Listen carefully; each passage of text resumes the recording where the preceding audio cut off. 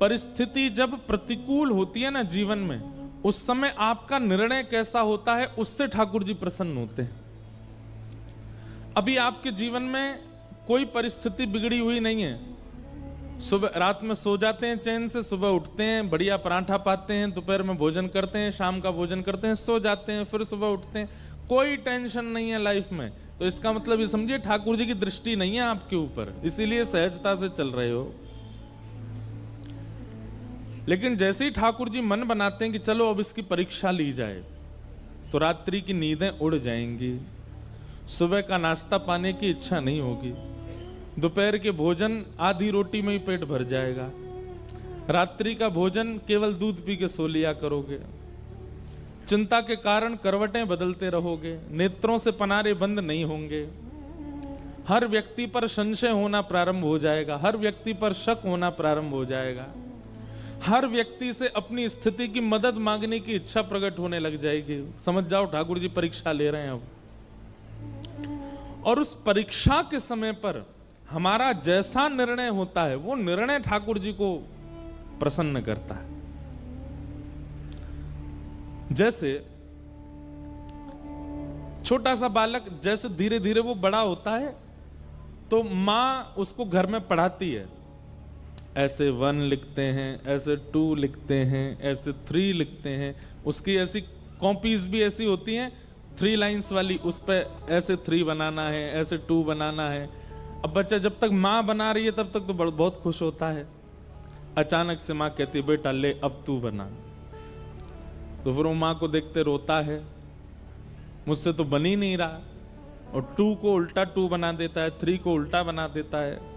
इस प्रकार फिर उसकी परीक्षा होती है, 1-2 बार तो माँ हंसती है, और 4थी-5वीं बार माँ हाथ में स्केल लेके बैठती है, बोले बना अच्छे से। और फिर वो बालक ये सोचता है मेरी सबसे बड़ी शत्रु मेरी माँ है, मेरे पिताजी बस मुझसे प्यार करते हैं, क्यों? क्योंकि वो होमवर्क नहीं करवाते मुझसे, माँ करवाती है। कई घरों में पिता करवाते हैं। ठाकुर जी हमको कब कब अच्छे लगते हैं? जब जब सब हमारे अनुकूल चल रहा है, बिहारी जी आपसे बढ़िया कोई नहीं है, सब बहुत अच्छे हैं। लेकिन जैसे ही प्रतिकूल स्थिति आती है, भय लगने लग जाता है।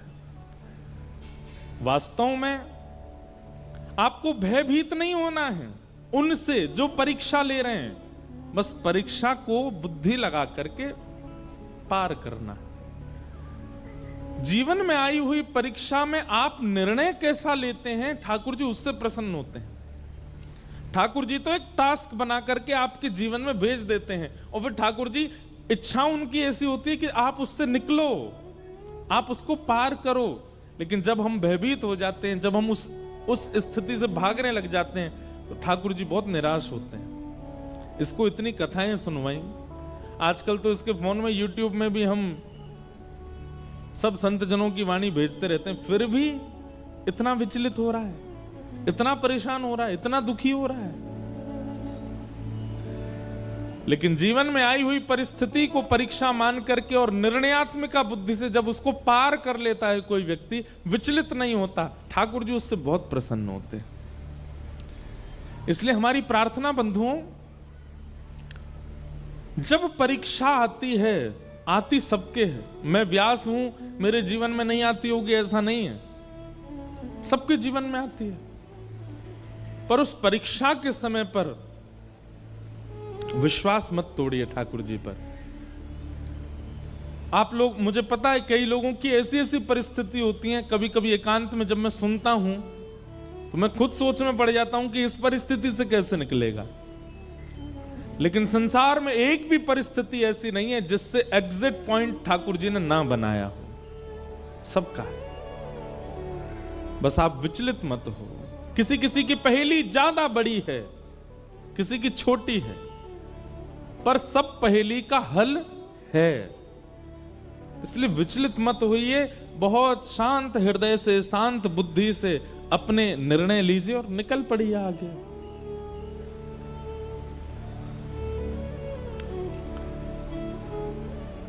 ठाकुर जी की प्रसन्नता नाम जप से है, ठाकुर जी की प्रसन्नता वैष्णव तिलक धारण से है, ठाकुर जी की प्रसन्नता एकादशी व्रत धारण से है।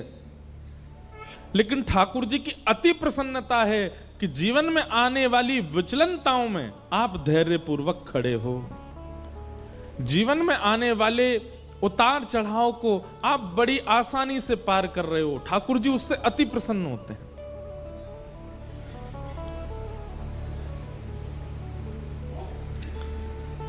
द्रौपदी और पांडवों के प्रति जो ठाकुर जी का प्रेम है ना, वो इसीलिए है क्योंकि इतनी परिस्थितियां आई और पांडव टूटे नहीं, द्रौपदी टूटी नहीं। आज तो परीक्षा की पराकाष्ठा हो गई। जन्मदात बालक कितना प्रिय होता है मां को। बालक कभी अगर ऊधम मचाता है तो मां सबको डांट देती है, बोले इसको कुछ मत कहो, ये ऊधम करे मुझे बताओ, मैं इसको मारूं डांटू कुछ भी, और कोई इसको छुएगा नहीं।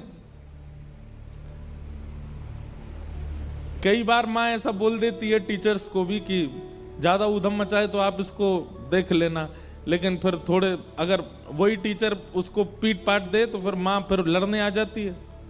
बोले आपने इसको क्यों मारा, बोले इसने होमवर्क नहीं किया, तो बोले आप मुझे बताओ आप क्यों मार रहे हो।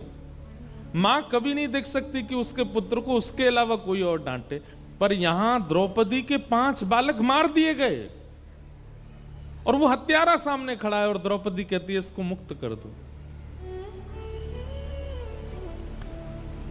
कल हमने इसी विषय पर बृहद चर्चा की थी। 5 बातें कहीं, धर्मम न्यायम शकरुणम निर्वलीकम समम महत।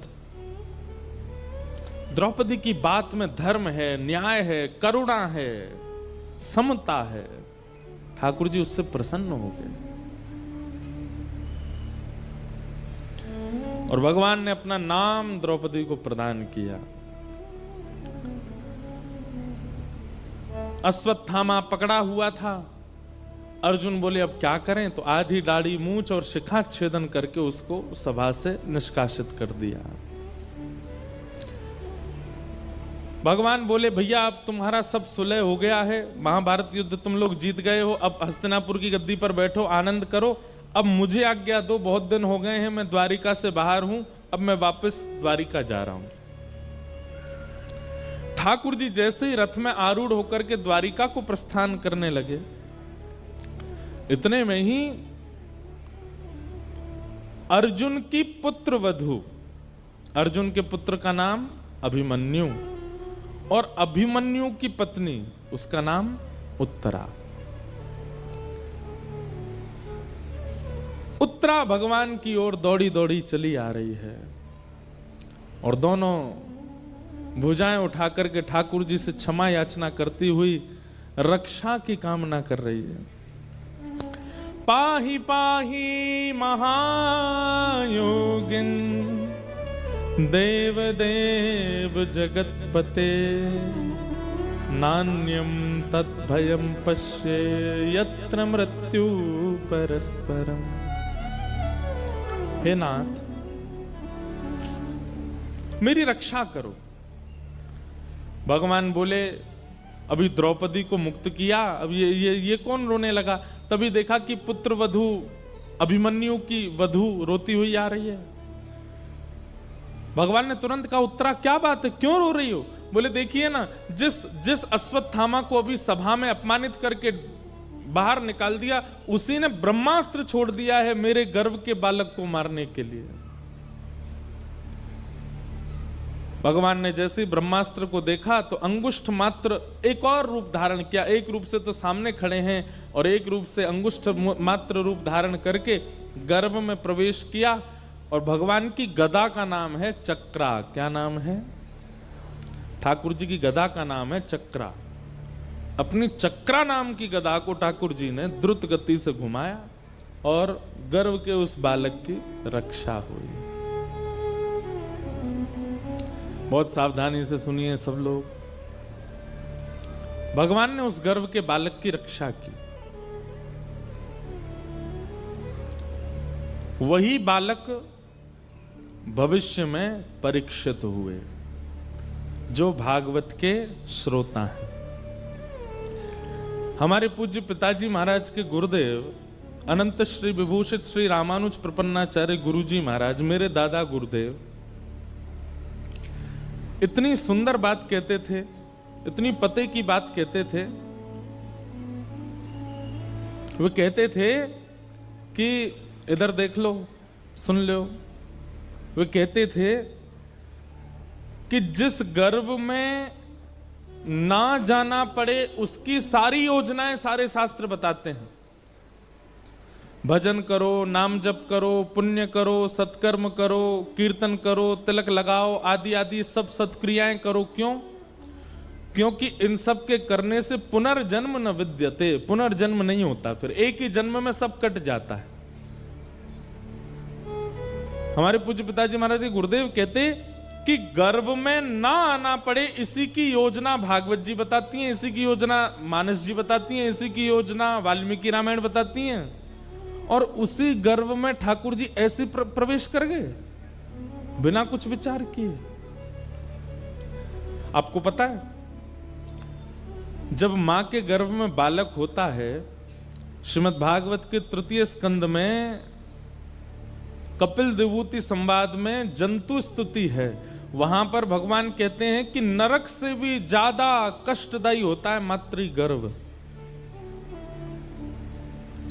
कभी आपको अवसर लगे, हमने एक कथा की थी नासिक में 1 महीना की, उस कथा में आप लोग सुनिएगा। वहां कपिल विभूति संवाद हमने विस्तार से कहा था। तब वहां ये स्तुति गाई थी कि गर्भ का बालक जो स्तुति गाता है वो स्तुति कैसे करता है।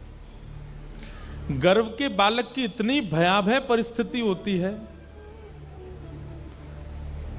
जरा सी दुर्गंध आ जाए तो हमसे बैठ पाना मुश्किल होता है, लेकिन मल मूत्र के भरे हुए एक टब में वो बालक उल्टा पड़ा ही रहता है 9 महीने तक। और ऐसा कहते हैं कि उसकी जो त्वचा होती है वो इतनी कोमल होती है और मां के पेट के जीवाणु धीमे धीमे उसको काटते हैं, कभी कभी इतनी पीड़ा देते हैं। जब 7वें महीने में बालक आ जाता है ना, तो भगवान से हाथ जोड़ता है, हे विधाता मुझे यहां से निकालो कैसे भी, मैं बहुत परेशान हूं। भगवान कहते हैं जन्म लेके तुम वही सब करोगे, उल्टे सीधे काम, छल कपट बाजी, खाना पीना, मदिरा उड़ाना, ये सब की करो। बोले आपको सौगंध खा के कह रहा हूं, इतना भजन करूंगा कि दोबारा यहां ना आना पड़े मुझे। लेकिन जैसे ही जन्म लेता है, पहचानना प्रारंभ करता है, ये भुआ है, ये फूफा है, ये चाचा है, ये चाची हैं, ये दादी हैं, ये दादा है, ये पत्नी है, ये बच्चे हैं। धीरे धीरे भूल जाता है ठाकुर जी को दिया हुआ वचन। बीच बीच में ठाकुर जी संदेशा भिजवाते हैं गुरुजनों के द्वारा, हाँ भाई कथा सुन लो। ये सब क्या सुनना हमको। और फिर से उसी गर्भ में जाने की पूरी योजना बना लेता है। क्रियाओं को खराब करके, स्वभाव को गंदा करके, दूसरों के साथ छल कपट करके क्या करते हैं हम, पुनर्गर्भ में आने की सारी योजना बनाते हैं। और सुनिए, कर्म के अनुसार पुनर्गर्भ मिलेगा तो कई लोगों को लगता है इसमें क्या बुराई है, ठीक है हम फिर से जन्म ले लेंगे, लेकिन कहां मिलेगा ये तो नहीं पता ना।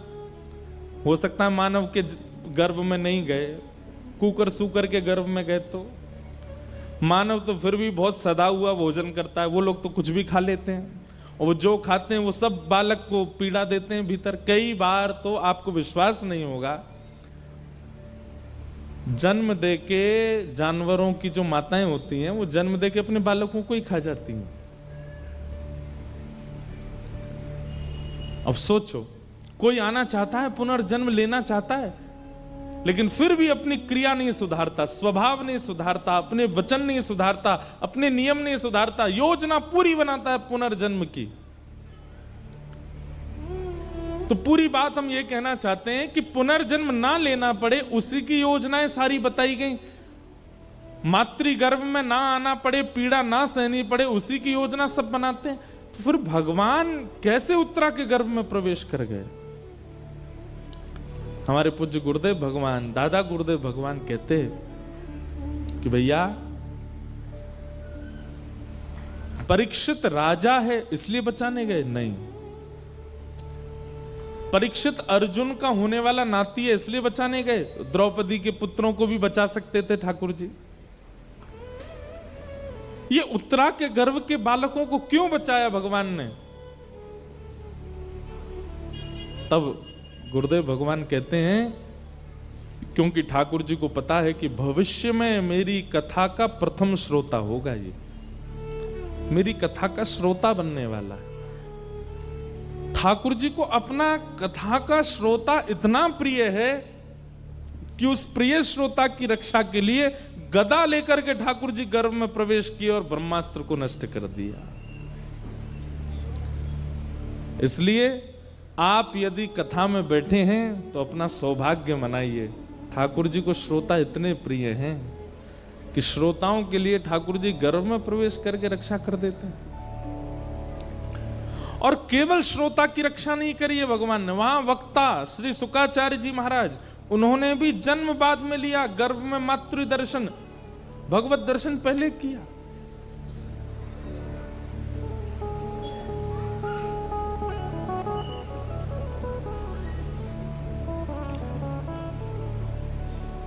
भगवान ने उत्तरा के गर्भ में प्रवेश करके उनके बालक की रक्षा की, और रक्षा करने के पश्चात भगवान बोले अब सब मंगल है, ब्रह्मास्त्र नष्ट हो गया आकाश में, अब हम चलें। तो कुंती स्तुति गाने लगी भगवान की। कुंती ने बहुत सुंदर स्तुति गाई। कुंती कहती हैं, नमस्ये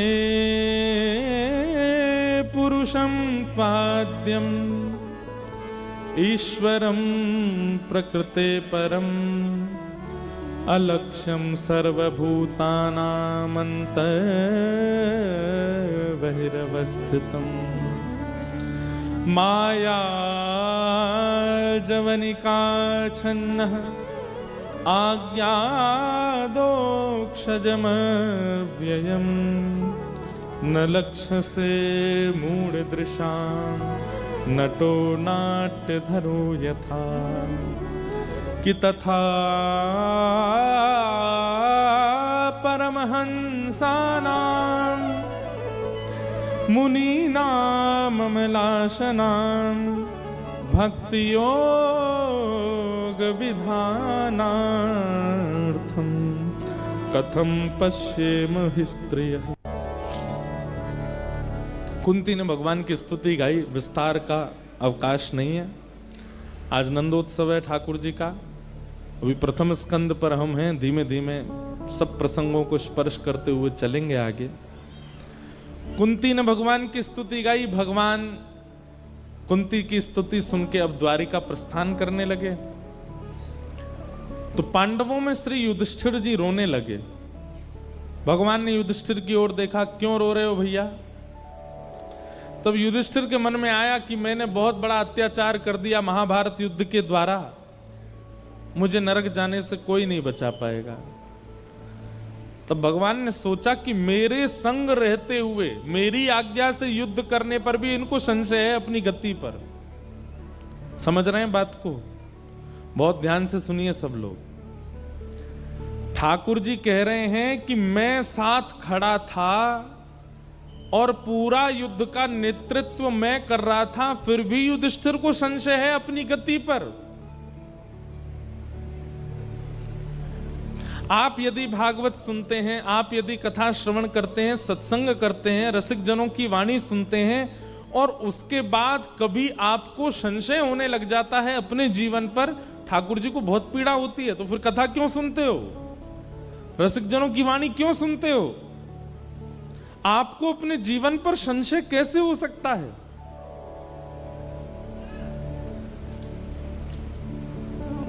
हमारे साथ श्री भगवान, हमें किस बात की चिंता। हमारे साथ श्री भगवान, हमें किस बात की चिंता। हमारे साथ है भगवान, हमें किस बात की चिंता।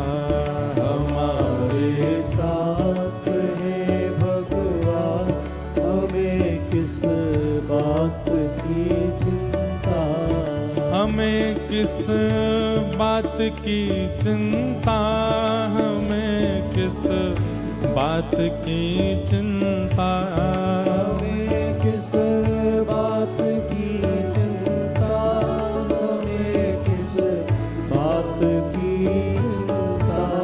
हमारे साथ हैं भगवान, हमें किस बात की चिंता।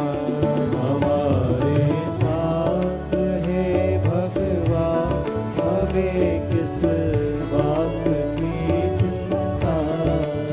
हमारे साथ हैं भगवान, हमें किस बात की चिंता। हमारे साथ है भगवान, हमें किस बात की चिंता। किया करते हो क्यों दिन रात तुम बिन बात की चिंता। किया करते हो तुम दिन रात क्यों बिन बात की चिंता।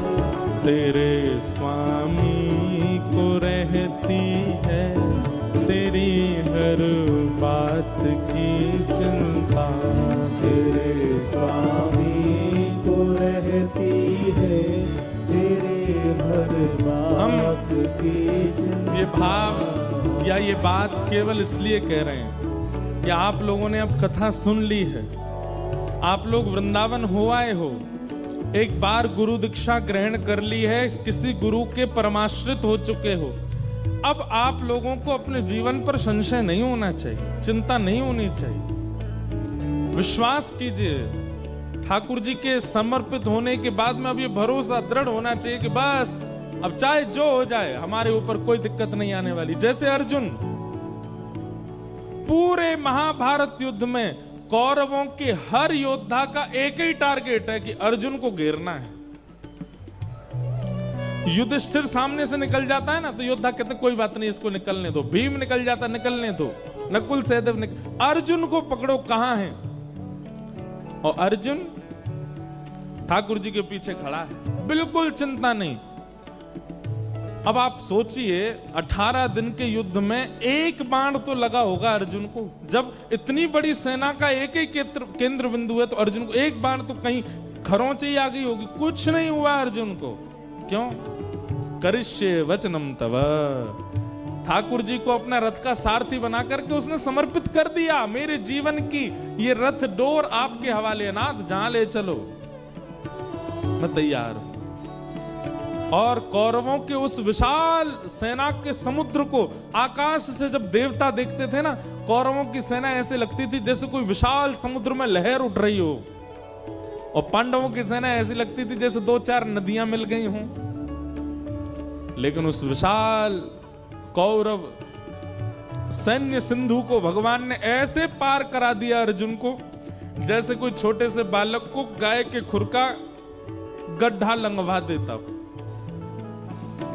एक बार भी यदि जीवन में कथा का आश्रय और ठाकुर जी का आश्रय लिया है, फिर चिंतित मत होइएगा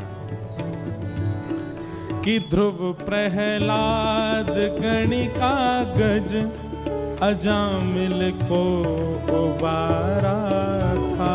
कि ध्रुव प्रहलाद गणिका गज अजामिल को उबारा था। कि ध्रुव प्रहलाद गणिका गज अजामिल को उबारा था। प्रहलाद गणिका गज अजामिल को उबारा था। उन्हीं का कर रहे गुणगान, उन्हीं का कर रहे गुणगान, उन्हीं का कर रहे गुणगान, उन्हीं का कर रहे गुणगान। तो फिर किस बात की चिंता। उन्हीं का कर रहे गुणगान, तो फिर किस बात की चिंता। दीवाने बन गए हैं अब, हमें दुनिया से क्या लेना।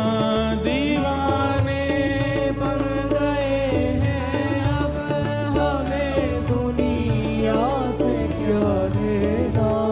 दीवाने बन गए हैं अब,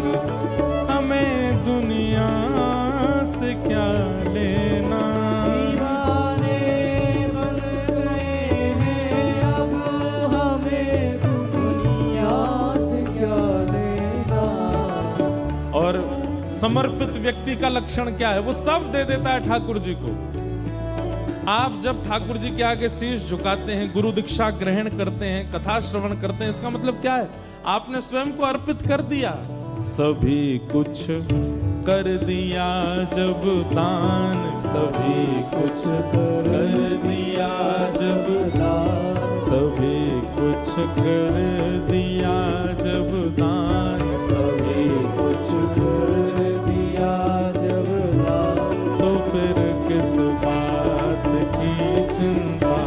सभी कुछ कर दिया जब दान, तो फिर किस बात की चिंता? हमारे साथ श्री भगवान, हमें किस बात की चिंता? हमारे साथ ही भगवान, हमें किस बात की चिंता? दीवाने बन गए हैं अब, हमें दुनिया से क्या लेना? दीवाने बन गए हैं अब, हमें दुनिया से क्या लेना?